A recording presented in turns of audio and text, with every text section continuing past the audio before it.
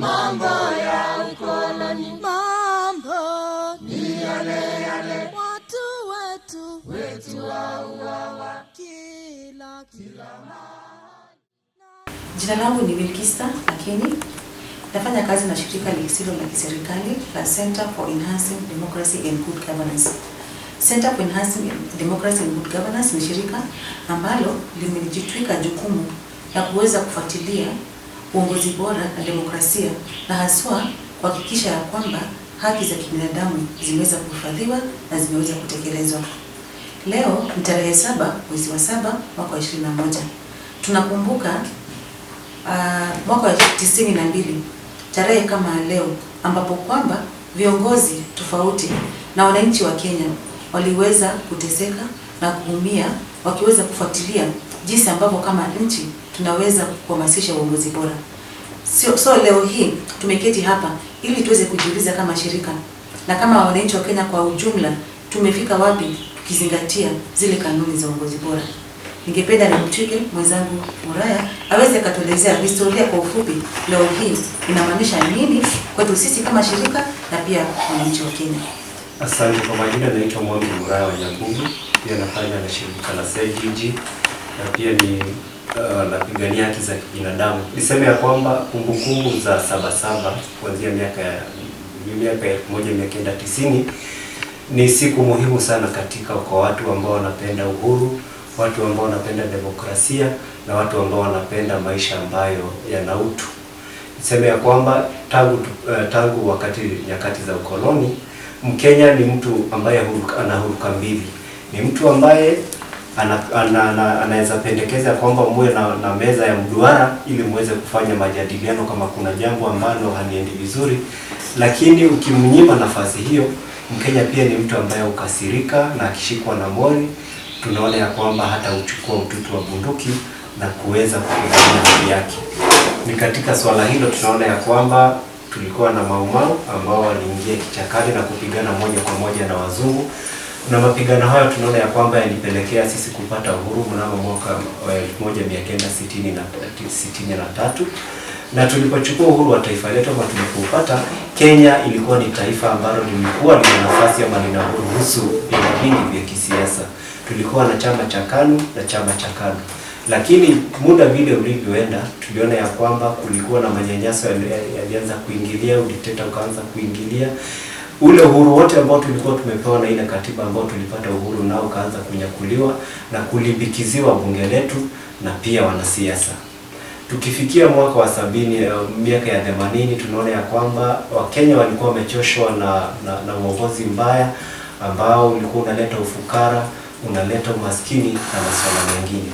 Na tunaona ya kwamba kukawa kuna majaribio ya kijeshi ambayo kwa kweli Wakenya hawajaielezewa kabisa nini kilichokuwa kinafanyika, lakini hahitaji mtu aende shule atajua ya kwamba kulikuwa na manyanyaso mengi, dhuluma nyingi, umaskini ulikuwa umeanza kuingilia. Mtu yoyote ambaye alikuwa na mawazo tofauti na chama cha KANU ambayo ndio ilikuwa serikali ambayo ilikuwa inatawala, wengi walikuwa wanaishi uhamishoni, wengine wanauawa, wengine kuwekwa katika magerezani, na kukawa nchi kwa kweli haina mwelekeo.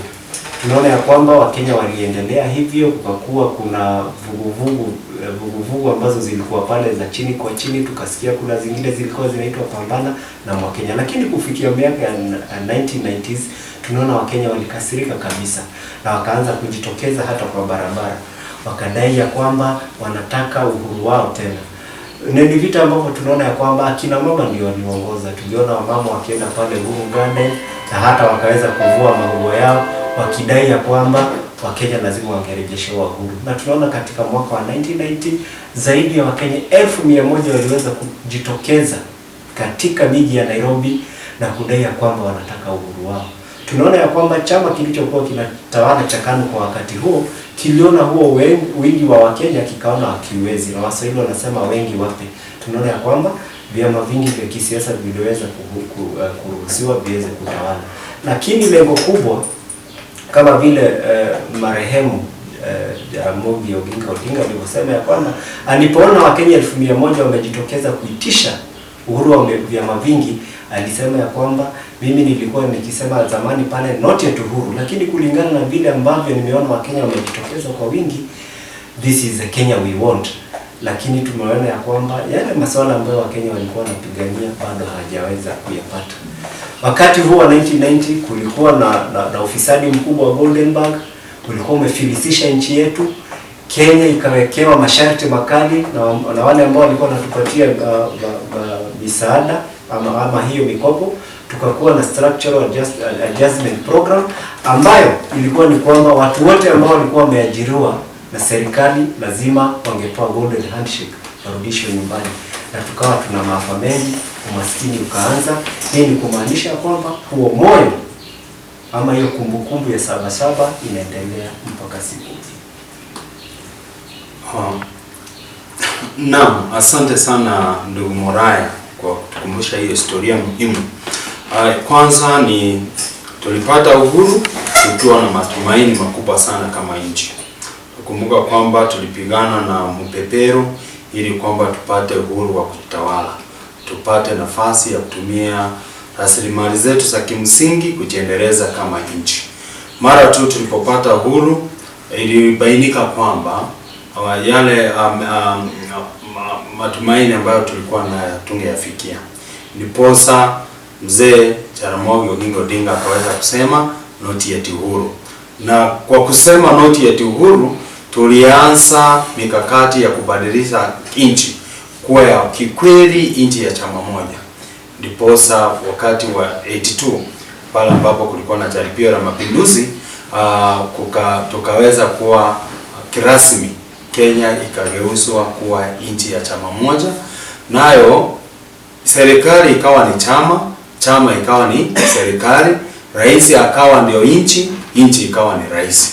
Ikawa kwamba mtukufu walivyokuwa akimuita marehemu mzee Moi, akawa kwamba kuna mamlaka ya kugawa nchi vile ambavyo angeitaka. Kuna haki miliki ya shamba ambayo ni nchi, ataamua ni nani achukue msitu gani, ni nani achukue kiwanja kipi na mengine kama hayo, nani apate nafasi gani ya kazi. Na hapo ndipo tukaona ukabila ukakita mizizi. Fast forward, Wakenya vile ambavyo Moraya ameweza kutuelezea hawangeweza stahimili mambo hayo yote, ndiposa wakaanza mikakati ya kujikwamua, kujikomboa kutoka minyororo ya ubeberu mamboleo.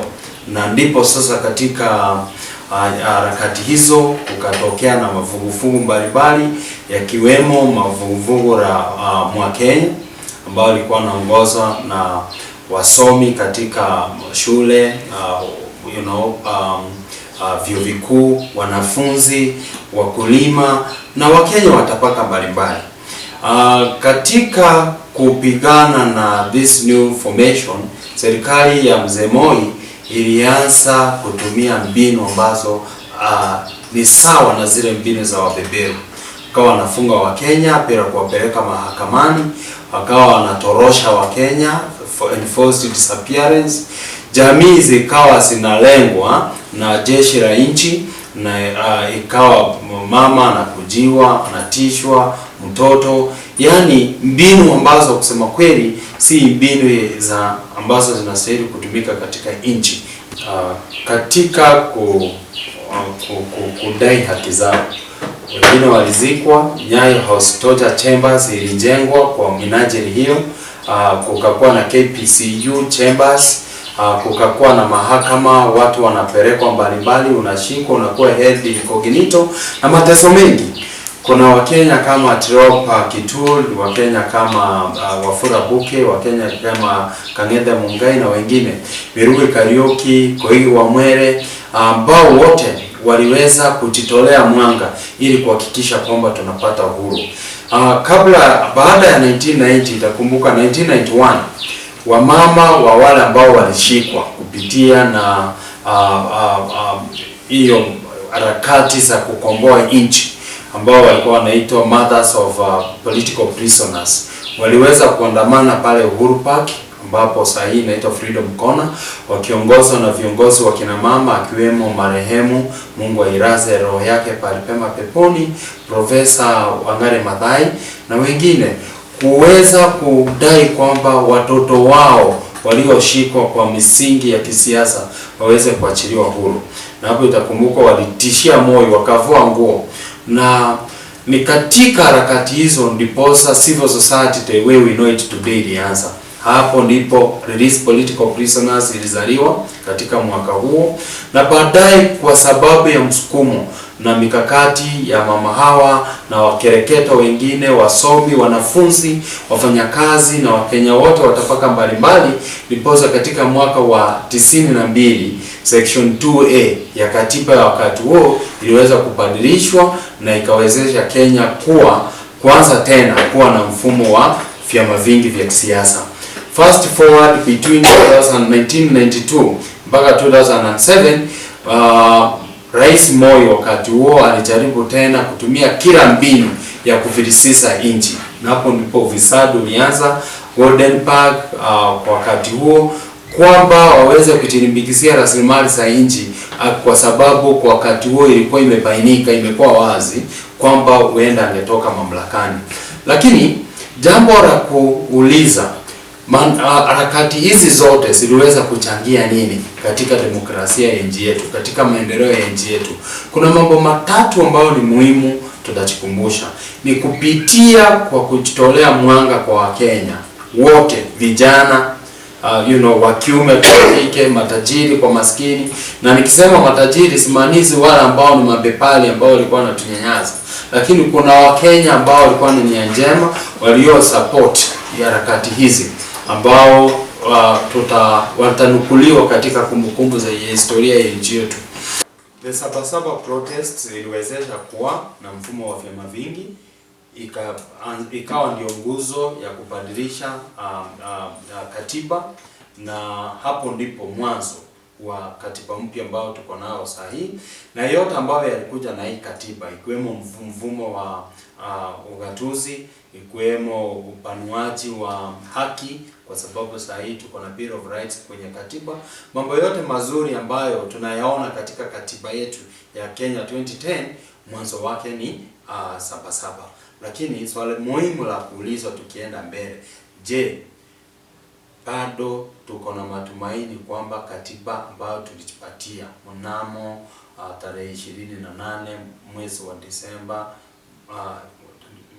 27 mwezi wa 8 mwaka wa 2010, je, tuko na imani kwamba imetumalizia matatizo yote ambayo tulikuwa nayo? Na hapo labda ndio ndugu yetu Vincent anaweza tufafanulia zaidi.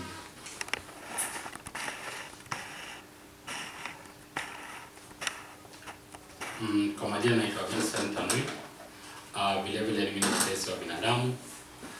Ningependa kuanzia pale Masisa aliweza kumalizia kwa kusema kuwa ameuliza kama kuna mwanga tumepata katiba mpya, lakini ningependa kusema kuwa tuko na changamoto ambayo si hapa, ambao lazima sisi kama Wakenya, mimi na wewe, tushikane mkono tuweze kukomboa nchi yetu. Tumekuwa na changamoto kama vile umeona vile rais anapofanya kazi yake tangu hii serikali ichukua tamu ya uongozi. Tumekuwa na shida si hapa. Ya kwanza inaweza kuwa ni shida ya kutoheshimu uamuzi wa mahakama, ambao imekuwa ni jambo ambao ni jambo la hatari sana, kwa sababu kama tusipoheshimu mamlaka ambayo inatoka katika mahakama, hatuna taifa ama hatuna nchi. So lazima tuanze kujikomboa kama Wakenya. Katiba vile vile ilikuwa imetupatia haki za kibinadamu ambayo imelindwa na katiba, ambao serikali ilikuwa ifanye mkakati kuhakikisha kwa hiyo haki zinalindwa. Yale ambao mabadiliko ya polisi ambao ilikuwa one of the gains ya katiba, hatujafika mahali ambao tunataka. Bado polisi wanauana kiolela, bado polisi wanatumia na serikali kuangamiza wale ambao wako na mawazo tofauti, bado polisi wanatumia mamlaka yao vibaya katika wakati ambao wanaposhika doria. So lazima kama Wakenya tujiulize wapi shida iko ambao tuweza kuikomboa. Mahali pengine pia ambao kulikuwa na zile ambao nasema ni matunda ya katiba ni ukatuzi, ambao vile vile imetupatia mwanga. Nikitembea mahali mbali naona kuna yale mabadiliko ambao ugatuzi umeleta. Lakini shida ambayo tuko nayo sasa ni kuwa serikali kuu ambayo inafaa kupatia pesa serikali ya county imekuwa ikizembea. Wakati mwingi pesa inachelewa, wakati mwingi hakuna yale ushirikiano kamili ambao itapatia county nafasi ya kuweza kufanya kazi yake vizuri. So lazima kama Wakenya tujiulize ni wapi ambao kuna shida na ni wapi ambao mali ambao nafaa kujikomboa. So lazima tujiangalie tunaposherekea mwongo 3 tangu Sabasaba ianze. Lazima tujiulize ni nini kama Wakenya tunaweza kufanya zaidi kwa kuhakikisha kuwa tunapatia serikali ile hali ya kuweza kuhakikisha kuwa tunaangalia vile utendakazi wake vizuri ili tuweze kuikosoa na vile vile wanaweza kubadilika. So lazima kama wananchi tujiangalie kama Wakenya. Tuanze kuangalia vile wale ambao ni Wakenya wazalendo ambao walikuwa walenze Sabasaba. Lazima tuanze kupatia tutumie zile mbinu ambao walikuwa wanatumia katika kujikomboa. Lazima serikali heshimu koti, lazima ugatuzi ielezwe katika mali inatakikana, na lazima tuseme kuwa haki lazima ikuwe ngao na mlinzi. Lazima tuanze tuseme kuwa haki iwe ngao na mlinzi. Na wadhalimu wanyonyaji walimo nchini mwetu.